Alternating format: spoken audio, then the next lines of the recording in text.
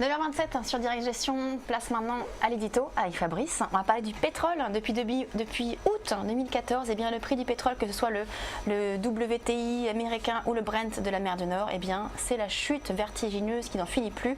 Le prix du pétrole a baissé de près de 30% depuis l'été. Est-ce qu'on va avoir un pétrole à $60 ? Bah écoutez, on peut se poser la question. En tout cas, le décrochage est effectivement extrêmement brutal après 2-3 ans de stabilité entre 100 et 110 dollars. C'est un paradoxe. La baisse spectaculaire du pétrole, donc ininterrompue depuis 3 mois, aurait de quoi régir, mais en même temps, elle inquiète. Pourquoi ? Parce que cette baisse a également des effets récessifs. Alors quels sont les facteurs qui expliquent cette baisse spectaculaire ? Deux facteurs principaux, l'abondance de la production et la baisse de la consommation. Alors du côté de l'offre, on a une forte augmentation. On a le retour de la Libye après certaines incertitudes géopolitiques, donc c'est quand même 800 000 barils par jour.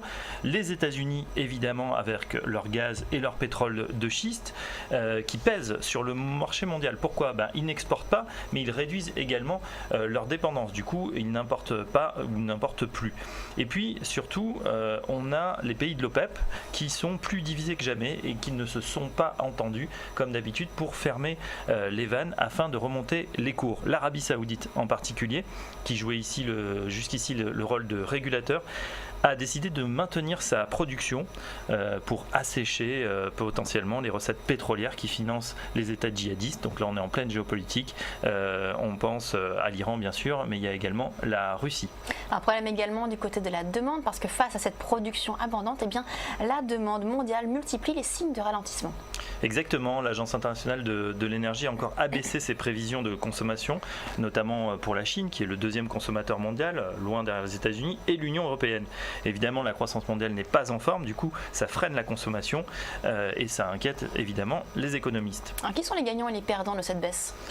Bonne nouvelle d'abord pour nous, les consommateurs. À la pompe, on devrait voir les premiers effets, puisque la baisse du pétrole, cette fois, est tellement violente que même s'il y a une augmentation des taxes, on devrait avoir 10 à 15 centimes en moins par litre. Donc ça, c'est plutôt pas mal et puis ça peut encourager un petit peu la croissance.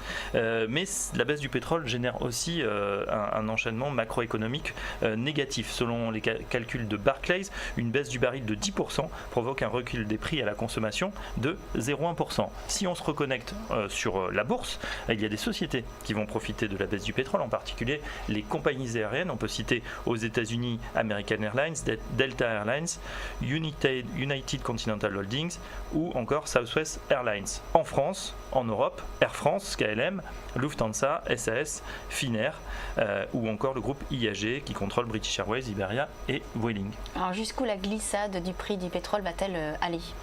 C'est toujours compliqué de faire des pronostics. Le marché pétrolier, on le sait, peut s'avérer extrêmement volatile.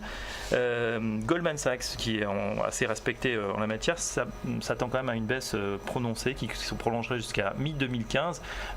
Cependant, autour de 80 $, on atteint, selon certains, un plancher. Les États-Unis pourraient encore voir le pétrole glisser jusqu'à 70 $, mais en dessous, ça deviendrait extrêmement compliqué pour tout le monde.